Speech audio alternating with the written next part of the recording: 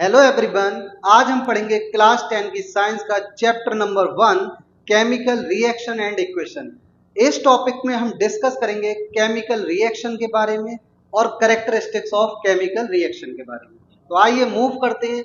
सबसे पहले हम डिस्कस करते हैं केमिकल रिएक्शन क्या होती है। जैसा कि हम जानते हैं हमारी सराउंडिंग में बहुत सारे चेंजेस होते हैं। कुछ चेंजेस ऐसे होते हैं जो लॉन्ग टाइम में दिखाई देते हैं और कुछ चेंजेस ऐसे होते हैं जो हमें सडनली हो जाते हैं लेकिन अपीयर नहीं होते। अब ये जो चेंज होते हैं ये बेसिकली दो तरीके के होते हैं। कुछ चेंज ऐसे होते हैं जिसमें केमिकल सब्सटेंस अपनी ओरिजिनल आइडेंटिटी को लॉस्ट कर देती है, दैट इज वो परमानेंटली एक न्यू सब्सटेंस में फॉर्म हो जाती है। ऐसे चेंजेस को हम बोलते हैं केमिकल चेंजेस।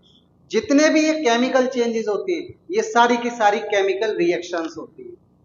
तो इस चैप्टर के अंदर हम केमिकल रिएक्शन को डिस्कस करेंगे क्योंकि यहाँ पर फिजिकल चेंज हमको नहीं पढ़ना है। तो आइए देखते हैं केमिकल रिएक्शन में सबसे पहले डिफाइन करते हैं।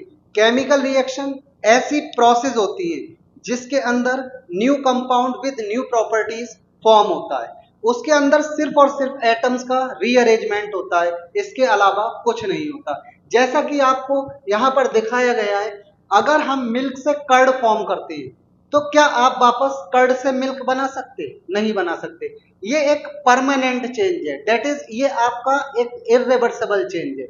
इस तरीके के चेंज को हम क्या बोलते हैं? केमिकल रिएक्शन बोलते हैं। आइए कुछ और एग्जांपल्स देखते हैं। जैसा कि यहाँ पर दिखाया गया है, आपको यहाँ पर वाटर की स्प्लिटिंग दिखाई गई है। ये आपका वाटर है, ये जब स्प्लिट होता है तो हाइड्रोजन गैस प्रोड्यूस होती है प्लस ऑक्सीजन गैस प्रोड्यूस होती है। यहाँ पर देखिए जो एलिमेंट्स पहले थे वाटर के मॉलिक्यूल्स में, स्प्लिट होने के बाद भी वही एलिमेंट्स रहे, जैसे हाइड्रोजन और ऑक्सीजन। पहले भी क्या थी? हाइड्रोजन और ऑक्सीजन प्रेजेंट थी। तो जब भी कोई केमिकल रिएक्शन होती है उसके अंदर एलिमेंट्स वही रहते हैं। और क्या होता है, ये जो आपका वाटर है इसके अंदर अगर हम बॉन्ड्स को देखें तो कुछ ऐसा बॉन्ड नजर आएगा। हाइड्रोजन ऑक्सीजन के बीच बॉन्ड नजर आ रहा है। जब ये स्प्लिट हुआ तो हमें हाइड्रोजन का मॉलिक्यूल मिला, डेट इज हाइड्रोजन गैस मिली। तो हाइड्रोजन हाइड्रोजन के अंदर सिंगल बॉन्ड, प्लस हमको ऑक्सीजन मिली, ऑक्सीजन के अंदर डबल बॉन्ड। तो यहां पर देखिए आप, ये वाले बॉन्ड ब्रेक हुए वाटर के मॉलिक्यूल के, तब जाकर हमें हाइड्रोजन हाइड्रोजन के बीच एक सिंगल बॉन्ड मिला और ऑक्सीजन के बीच भी एक डबल बॉन्ड मिला। इसका मतलब यहाँ पर जो केमिकल रिएक्शन हुई इसके अंदर आपने देखा ओल्ड बॉन्ड ब्रेक हुए और न्यू बॉन्ड फॉर्म हुए। तो जब भी कोई केमिकल रिएक्शन होगी उसके अंदर ओल्ड बॉन्ड टूटेंगे और न्यू बॉन्ड फॉर्म होंगे। तीसरी बात, एलिमेंट्स वही रहे। पहले हाइड्रोजन थी वाटर के अंदर, जब रिएक्शन कंप्लीट हो गई तब भी हाइड्रोजन है, पहले ऑक्सीजन थी और बाद में भी ऑक्सीजन ऑब्टेन्ड हुई। तो ये क्या बता रहा है सर? ये बता रहा है आपको केमिकल रिएक्शन मीन्स हम ये बोल सकते हैं जब भी कोई केमिकल रिएक्शन होगी तो उसमें कुछ ना कुछ नया फॉर्म होगा। जब वो नया फॉर्म होगा उसकी प्रॉपर्टीज नहीं होंगी, वो कभी भी अपनी ओरिजिनल स्टेट में नहीं आएगा। तो यहाँ पर हमने देखा कि कुछ एग्जाम्पल से हमने केमिकल रिएक्शन को समझा। इसके अलावा बहुत सारे एग्जाम्पल्स आप देख सकते हो, digestion of food, cooking of food. तो ये जितने भी ऑब्जर्वेशन यहाँ दिखाई दे रहे हैं इसके अंदर जो आपका केमिकल है वो अपनी ओरिजिनल आइडेंटिटी खत्म कर दे रहा है, जितना कि इन एग्जाम्पल्स में दिखाया गया। आगे मूव करते हैं और हम देखते हैं कैरेक्टरिस्टिक्स ऑफ केमिकल रिएक्शन। जैसा कि अगर हम कैरेक्टरिस्टिक ऑफ केमिकल रिएक्शन की बात करें तो यहाँ पर मैंने देखा कि जो आपका मिल्क था वो कर्ड में कन्वर्ट हो गया। तो यहाँ पर आपको चेंज दिखाई दिया, तभी तो आप बोले मिल्क की सेटिंग हो गई कर्ड में। ये जो वर्ड सेटिंग है ये आपका केमिकल रिएक्शन है। तो जब भी कोई केमिकल रिएक्शन होती है तो उसको हम आइडेंटिफाई करते हैं। तो आइडेंटिफाई कैसे करते हैं? वहां पर जो भी चेंज ऑब्जर्व होता है वही क्या कहलाता है? Characteristics of chemical reaction. जब हम कैरेक्टरिस्टिक्स ऑफ केमिकल रिएक्शन को डिस्कस करेंगे तो उसमें देखेंगे कुछ कैरेक्टरिस्टिक्स दिए गए हैं, उनकी हेल्प से हम आइडेंटिफाई करते हैं कि यहाँ पर केमिकल रिएक्शन हो रही है। उससे पहले यहाँ पर एक नोट दिया गया है, ये बहुत ही ज्यादा इंपॉर्टेंट नोट है। इस नोट में दिखाया गया है कि अगर हम मैग्नीशियम के रिबन को बर्न करते हैं जैसा कि हम जानते हैं ये जो मैग्नीशियम होता है ये बहुत ही ज्यादा रिएक्टिव मेटल होता है। अगर इस मैग्नीशियम को हम ओपन एयर में एक्सपोज कर देंगे तो क्या होगा, इसके अराउंड ऑक्साइड की लेयर फॉर्म हो जाएगी। जब इसके अराउंड ऑक्साइड की लेयर फॉर्म होगी, ये जो ऑक्साइड की लेयर है क्या करेगी, ये अगर हम इसको ऑक्सीजन की प्रेजेंस में बर्न करेंगे तो ये मैग्नीशियम बर्न नहीं होगा। क्यों नहीं होगा बर्न? क्योंकि ये जो मैग्नीशियम के ऊपर ऑक्साइड की लेयर फॉर्म हुई थी, ये ऑक्साइड की लेयर इस ऑक्सीजन के साथ फर्दर रिएक्शन को हिंड्रेंस प्रोवाइड करती है।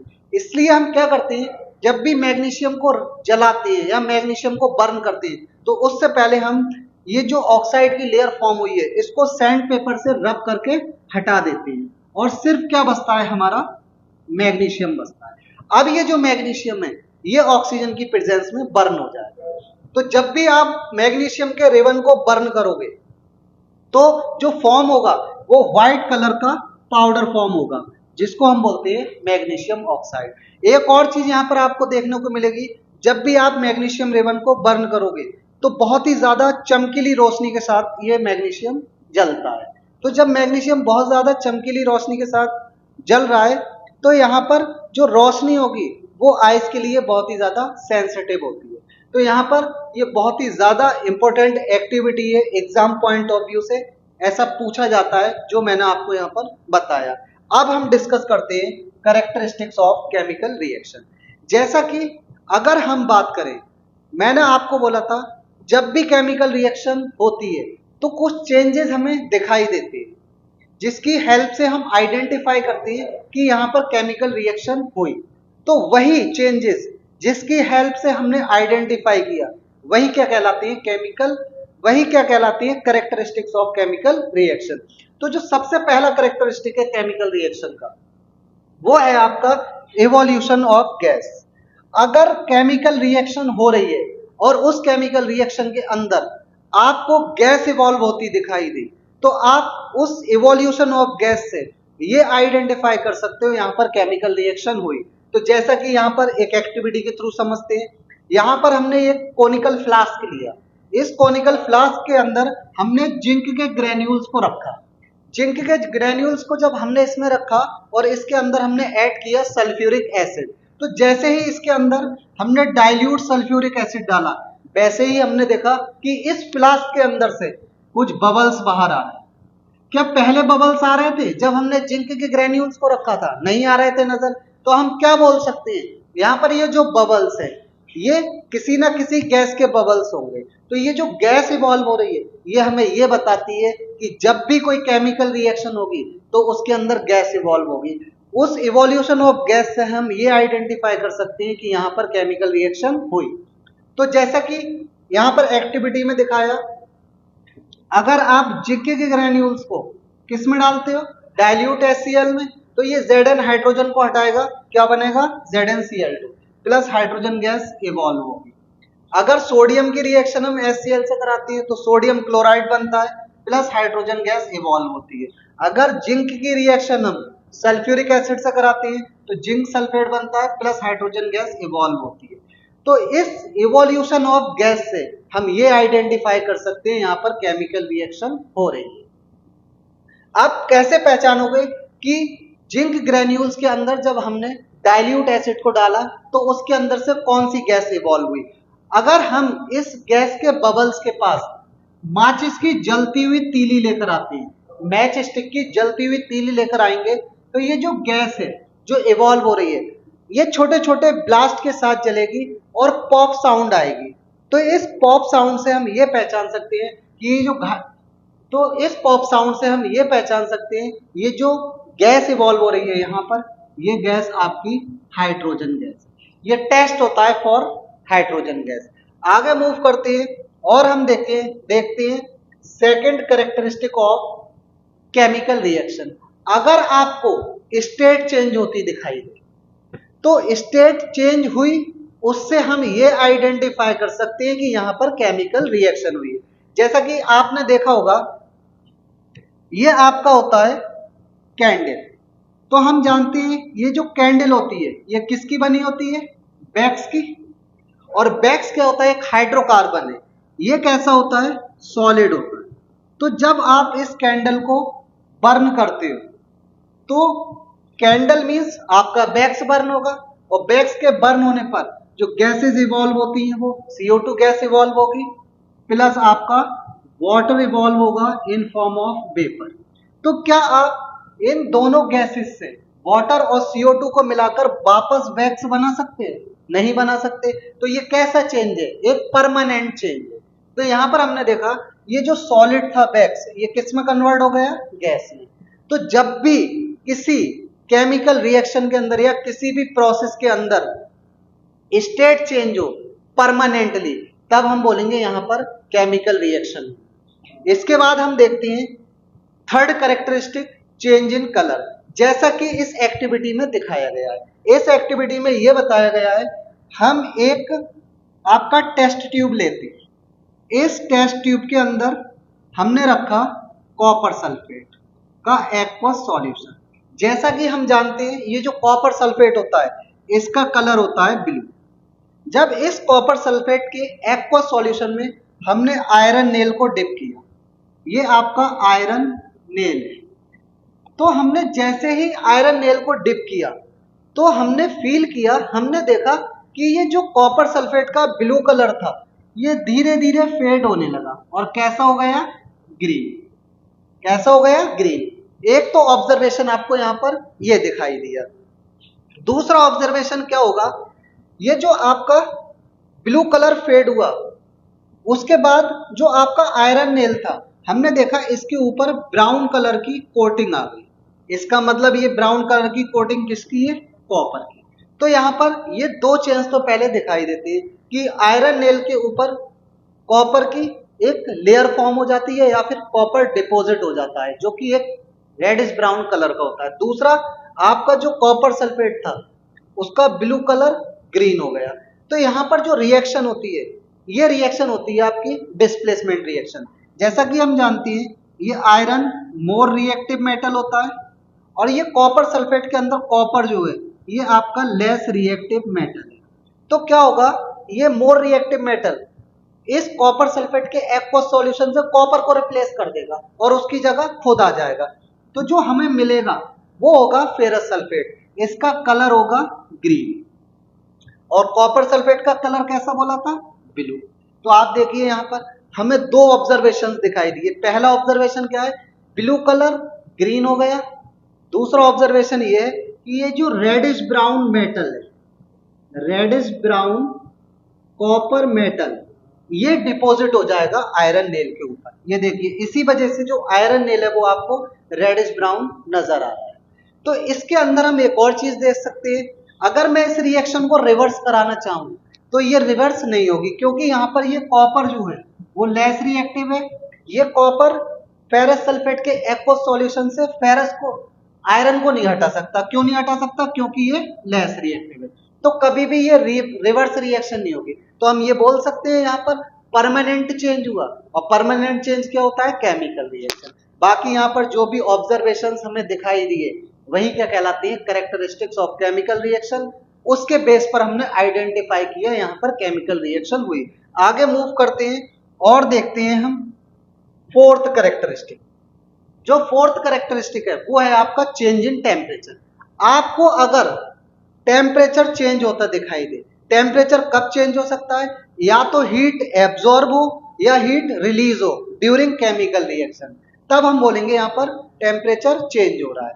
तो अगर टेम्परेचर चेंज होता दिखाई दे तो उससे हम आइडेंटिफाई कर सकते हैं यहाँ पर केमिकल रिएक्शन हुई है। जैसा कि हम जानते हैं, क्या जानते हैं? जब भी हम कैल्शियम ऑक्साइड को वाटर के अंदर डालते हैं तो हम देखते हैं हमें जो कंपाउंड मिलता है उसको हम बोलते हैं कैल्शियम हाइड्रोक्साइड, लाइम वाटर। इसको क्या बोलते हैं? Lime water. प्लस इसके अंदर से हिसिंग साउंड आती है। क्या आती है? Hissing sound. Plus heat release होती है। ऐसा हम लोगों ने बहुत टाइम पहले देखा होगा जब हम लोग गांव में रहा करते थे, या आज भी जो लोग गांव में रहते हैं वो क्या करते हैं? चूने से पुताई करते हैं। चूने का यूज करते हैं पेंट के लिए अपने होम के अंदर। तो वहां पर वो चूना खरीद कर लाते हैं मार्केट से जिसको हम कैल्शियम ऑक्साइड बोलते हैं या फिर क्विकलाइम बोलते हैं। इसको लाकर वो एक बाल्टी के अंदर पानी लेते हैं। उस पानी के अंदर जैसे ही चूने को डालते हैं वैसे ही बाल्टी की सराउंडिंग हीट हो जाती है। इसका मतलब क्या हुआ, यहाँ पर हीट रिलीज हो रही है। क्यों हो रही है रिलीज? क्योंकि चूना और पानी आपस में रिएक्शन कर रहे हैं। अगर टेम्परेचर चेंज होगा तभी हीट रिलीज हो सकती है। जैसा कि पहले मैंने बताया था कि अगर जिंक ग्रेन्यूल्स को हम डाइल्यूट HCl के साथ या डाइल्यूट H2SO4 के साथ डालते हैं तो करस्पॉन्डिंग सॉल्ट बनता है, हाइड्रोजन गैस इवॉल्व होती है, प्लस वहां भी हीट रिलीज होती है। तो जब भी हीट रिलीज हो मींस टेम्परेचर में चेंज हुआ, मींस केमिकल रिएक्शन हुई। तो यहाँ पर बहुत ही ज्यादा इंपॉर्टेंट रिएक्शन है। यहाँ पर ये जो आपका कैल्शियम ऑक्साइड होता है, पहले इससे रिलेटेड कुछ फैक्ट्स पढ़ते हैं। इस कैल्शियम ऑक्साइड या फिर इसको हम क्विकलाइम बोलते हैं या फिर इसको हम लाइम बोलते हैं, इसका यूज करते हैं हम वाइट वॉशिंग में। दैट इज अपने होम्स की वॉल्स को पेंट करने के लिए इसका यूज होता है। दूसरा क्वेश्चन, कैल्शियम ऑक्साइड का यूज हम करते हैं सीमेंट इंडस्ट्री में। जो सीमेंट बनाती हैं फैक्ट्रीज, उनके अंदर इसका ही यूज किया जाता है। ये दो पॉइंट इससे रिलेटेड है। बाकी जो पॉइंट्स हैं उनको डिस्कस करते हैं। वो क्या है, जैसे मैंने यहाँ पर रिएक्शन कराया कि जब हम कैल्शियम ऑक्साइड को पानी में डालते हैं तो लाइम वाटर बनता है। ये जो लाइम वाटर है, इस लाइम वाटर से अगर हम CO2 पास कराते हैं शॉर्ट ड्यूरेशन के लिए तो ये लाइम वाटर मिल्की हो जाता है due to formation of calcium carbonate. ये कैल्शियम कार्बोनेट व्हाइट कलर का PPT होता है जिसको हम मिल्की भी बोल सकते हैं, क्योंकि इस पर क्वेश्चन जो आता है वो इस तरीके से आता है कि lime water turn milky when CO2 gas pass. तो यहाँ पर आपने देखा जब CO2 गैस शॉर्ट ड्यूरेशन के लिए इससे पास कराई तो लाइम वाटर मिल्की हो गया। अगर ये CO2 गैस इस लाइम वाटर से हम लॉन्ग ड्यूरेशन के लिए पास कराते, लॉन्ग ड्यूरेशन, तो क्या होता, ये जो आपका लाइम वाटर है ये डिकलराइज हो जाता और बनता क्या, कैल्शियम हाइड्रोजन कार्बोनेट CaHCO3 का होल ट्वाइस, ये फॉर्म होता है। ये एक कलरलेस सब्सटेंस होता है। लेकिन इसको और भी तरीके से पूछा जाता है। जब हम क्या करते हैं, इस लाइम वाटर को एक वॉल के ऊपर अप्लाई करते हैं तो 2 या 3 दिन के बाद उस वॉल के ऊपर जब ये सूख जाता है, ड्राई हो जाता है, तो उस वॉल के ऊपर एक थिन लेयर फॉर्म हो जाती है, सॉलिड थिन लेयर फॉर्म।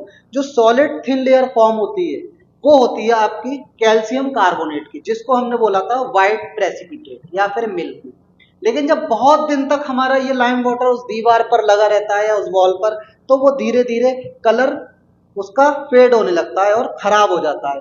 तब क्या फॉर्म हो जाता है, तब फॉर्म होता है कैल्शियम हाइड्रोजन कार्बोनेट, क्योंकि अब लाइम वाटर बहुत टाइम तक इस CO2 गैस के कांटेक्ट में रहता है। तो ये क्वेश्चन बहुत ज्यादा इंपॉर्टेंट है, ये एग्जाम में कई बार रिपीट हुआ है।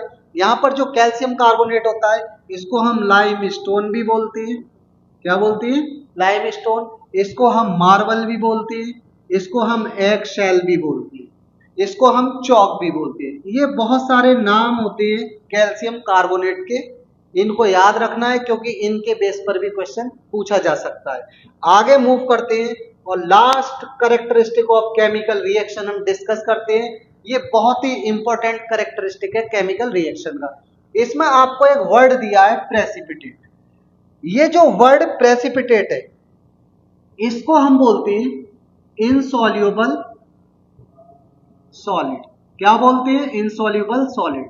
अगर किसी रिएक्शन के अंदर इनसॉल्युबल सॉलिड फॉर्म हुआ या फिर प्रेसिपिटेट फॉर्म हुआ तो इसको देखकर हम ये आइडेंटिफाई कर सकते हैं यहाँ पर केमिकल रिएक्शन हुई है।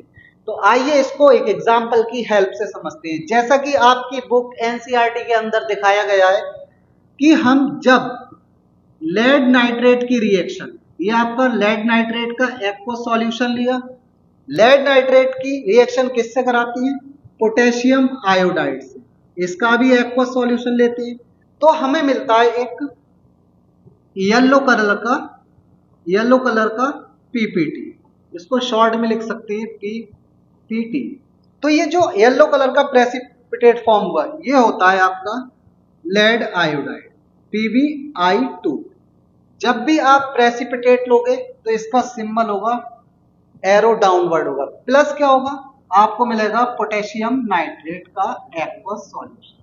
तो आप देखिए यहाँ पर पहले एक्वस सॉल्यूशन था, रिएक्टेंट साइड एक्वस एक्वस था, लेकिन जब इन दोनों को मिक्स किया तो एक इनसॉल्युबल सॉलिड फॉर्म हुआ येलो कलर का, प्लस एक्वस सॉल्यूशन फॉर्म हुआ। क्या पहले इनसॉल्युबल सॉलिड था? नहीं था, लेकिन यहाँ पर अब तो इनसॉल्युबल सॉलिड हमें देखने को मिला, डेट इज प्रेसिपिटेट देखने को मिला। तो इससे हम आइडेंटिफाई कर सकते हैं कि इन दोनों के बीच केमिकल रिएक्शन। तो ये बहुत ही ज्यादा इंपॉर्टेंट रिएक्शन है, ये भी बहुत ज्यादा रिपीट होती है एग्जाम्स के अंदर। अब इसको याद करने का बहुत ही सिंपल मेथड है। वो जो सिंपल मेथड है इसको याद करने का, वो है आपका ये जो आपका लेड नाइट्रेट होता है, इस लेड नाइट्रेट को अगर मैं इस एक्वस सॉल्यूशन में स्प्लिट कर दूं तो इसके अंदर दो आयंस होती है, Pb+2 और आपका NO3-1।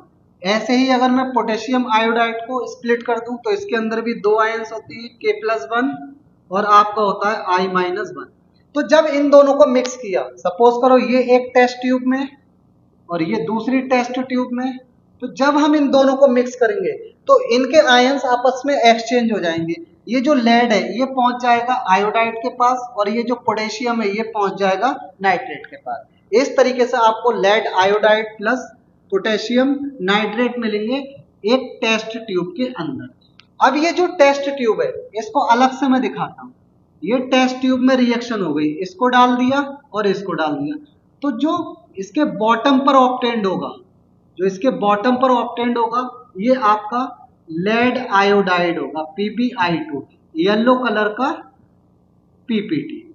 और जो ऊपर की साइड होगा यहां पर होगा आपका पोटेशियम नाइट्रेट का एक्वस सॉल्यूशन, क्योंकि इस क्वेश्चन को एक्टिविटी की भी फॉर्म में पूछा जाता है। इसके अलावा एक और एग्जांपल देखते हैं इसी से रिलेटेड, वो है आपका जब हम सिल्वर नाइट्रेट को, सिल्वर नाइट्रेट, ये सिल्वर नाइट्रेट का एक्वस सॉल्यूशन है, प्लस हमने लिया कॉमन सॉल्ट, कॉमन सॉल्ट भी बोल सकते हैं या फिर हम बोल सकते हैं सोडियम क्लोराइड का एक्वस सॉल्यूशन।